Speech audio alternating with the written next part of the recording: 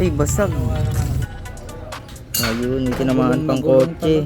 Ay, 500 odo pa lang. Pero ito muna yung mga tinanggal natin na papalitan. Binayaran na si sir para sa pyesa na kailangan niya. So ito, upgrade bigla. Bago pa tong Raider 150 Fi, pero may malalang nangyari dito. Pumasok ko. Ay, basag.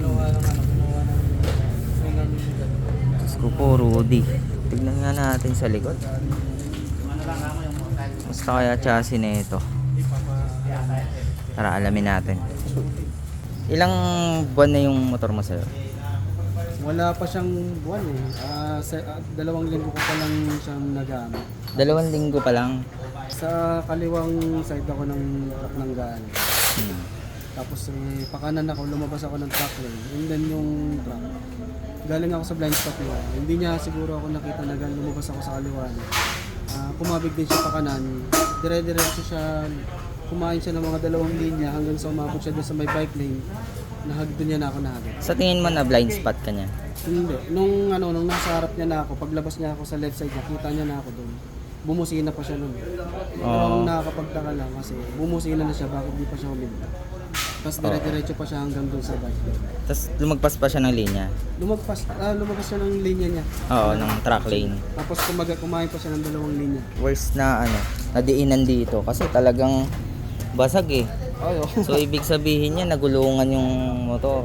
Ayoko, yung niya, pagkakatumba niya doon sa left. Oo. Tapos dito na siya nagsimulang tumapak ng ng gulong niya dito. Pagkatapak dito, diyan na siya napunit.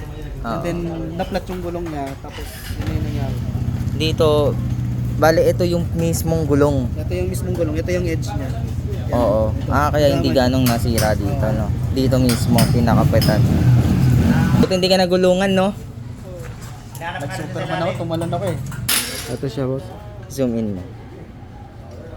Ayun, may tinamaan pang kotse. Ay, 500 odo pa lang. Natawa sa inyo po, sabi niya ilang linggo mo palang ginagamit yan. Sabi ko, 2 linggo. Alright, nakahubad na yung motor ni sir. I-check natin yung chassis kung maayos pa ba yung alignment. Pero ito muna yung mga tinanggal natin na papalitan. So itong kaha na gasgas, itong fender, papalit tayo ng swing arm, ito, at itong mga to.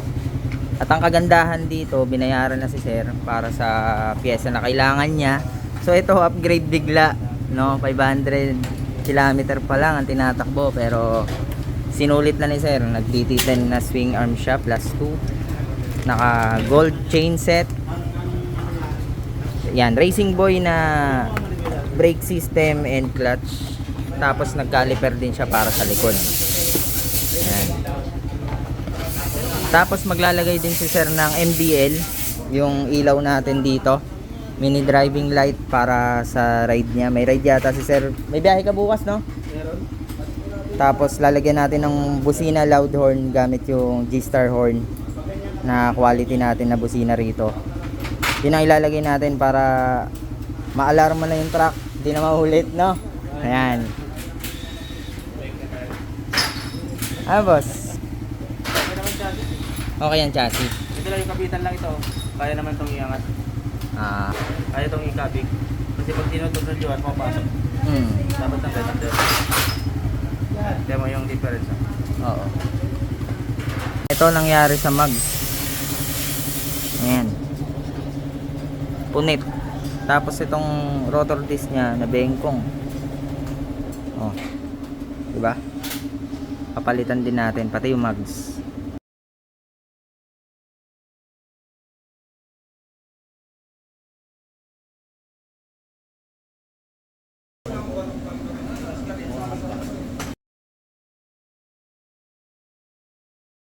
Kabit na natin yung DT10 na swing arm.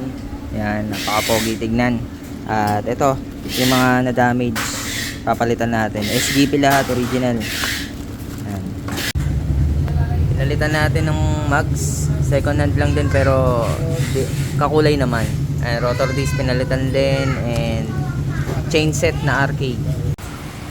damage din, no? Nang palitan ng RCB set ng caliper. Yung axle, Ayan nga, oh. di ba? Ayan yung sinasabi ko, boss. Baka nadali lang yan. Malamang kasi nadiinan dito eh. Oo. Kaya kailangan nating palitan. Nagdagdag ng J-com bracket na stainless. Hindi lang siya basta ni-repair. Upgrades pa ginawa. Ni-install na yung MDL installation. Na-install na rin natin tong chain set. Pupal ka ba sa daan, boss?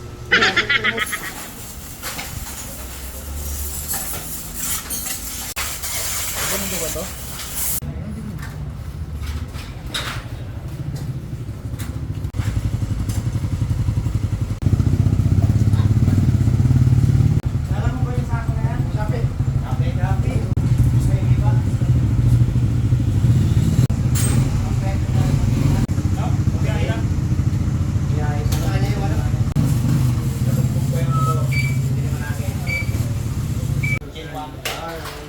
Tapos na to, ginawa na rin natin lahat. Nag-change oil na rin tayo at all good na tong motor ni sir. Ito lahat ng mga pinalitan natin. Clutch na RCB, pati yung brake system RCB na rin. And itong brake hose RCB hanggang caliper. Yan, Racing Boy, nagpalit din tayo nito kasi nga nabengkong. Tapos itong tambucho, ginawan lang muna natin ng paraan. Tapos chain set. Yan, chain set na RK stock size. Ayan. Kinailangan dahil nagpalit tayo ng DT10 swing arm plus 2. At kinailangan magpalit ng kadena. So isang set na pinalit ni sir para maganda tignan. Ayan. Ano pa ba? Ito, kaha. Ayan, nagpalit tayo ng kaha. Left side. Tapos itong bracket in-install natin. J-com na stainless. Tapos ito, fender. Front fender, tsaka yung rear fender pala na sira-sira. Ayan, pinalitan din natin. So yun lahat ng ginawa natin dito. At okay na, all good na. Na-test na rin ni customer. So ayan, maraming salamat sa tiwala. Ayan, okay na si customer, tapos may dumaan. Alright, okay na to guys. At na-install na natin lahat. Ready to use na. Yung nabangga ng truck o nasagasaan yung likuran, okay na lahat. Eto si sir, ano masasabi mo sir? Goods. Good, satisfied ba? Babalik. Babalik at babalik. Ayan, maraming salamat. Lahat ginawa namin, lahat ng best namin para maging okay yung motor ni sir. So maraming salamat sa panonood.